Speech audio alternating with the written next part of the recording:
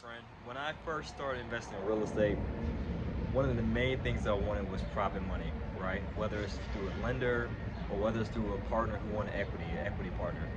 And it was challenging in the beginning, simply because I didn't have the proven track record, right? It's like I like to call it the private money catch-22, where I needed private money in order to get the proven track record. In other words, deals in my portfolio. But I needed to have deals already in my portfolio to attract the private money lenders or equity partners, the private money. And it was hard. However, I found some creative ways through master lease options, using hard money, seller financing, and business funding. I used those to start acquiring assets on a repeatable basis. And then once I established credibility, personally, I just had more confidence to be able to approach investors at my networking groups to have them want to partner with me, right? And these are some of the things that I want to share with you if you're going down the same route of attracting private money, whether that's lenders or partners. But more in particular, I want to focus on the partnerships. So one of the things I did first was, one of the things I had to consider first when looking to attract partners was I wanted to first and foremost forge a relationship.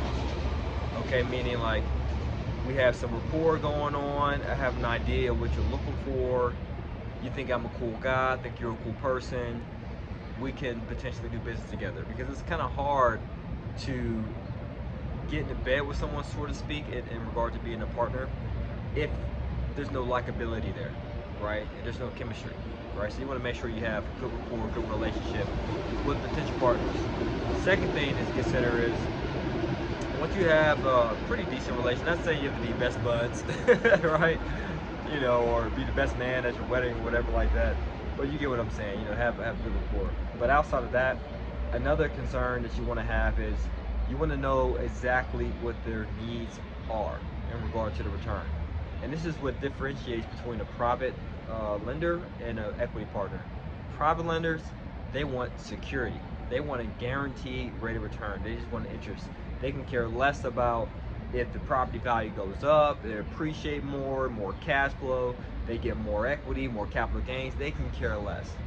They just want a guaranteed return and a guarantee that they'll get their principal back in a certain period of time, because they fear risking their capital. And that's perfectly fine. Just get a promissory note in place, borrow the money, and pay them back at the specified time. That's great. But if you have someone who's more ambitious, who wants to reap the benefits of you managing the property, enforcing the appreciation, getting more cash flow, more capital gains, you guys having to exit and sell the property, then of course you want to pitch that person on being an equity partner. And so once you understand if your partner wants to be an equity partner or a private lender, you want to understand a little bit more granular their expectations, when they want their money back, or the exit strategy, how much cash flow they want, and so forth. So after you get that out the way, the next thing you want to consider is you want to have a meeting of the minds and start sharing with them potential deals you're looking at. Whether you're looking at deals on the north side, the south side, a 10 unit, a 30 unit, if you're looking to do deals this way or that way, that's how you want to proceed with getting your partner's expectations up in regard to the type of deal and the type of market you're looking for, just to make sure you guys are on the same page. And then last, what you want to do is you want to get an attorney involved, right? Because sometimes private money lenders or equity partners, they can be a little bit leery, like, well, it's my first time investing with this guy. This, what he's saying sounds good, or what she's saying sounds good. However, I don't quite get it. I don't quite understand the legalities. Like, what if one partner wants to exit early? What if someone passes away? What happens to their shares? Or what about if what is my role?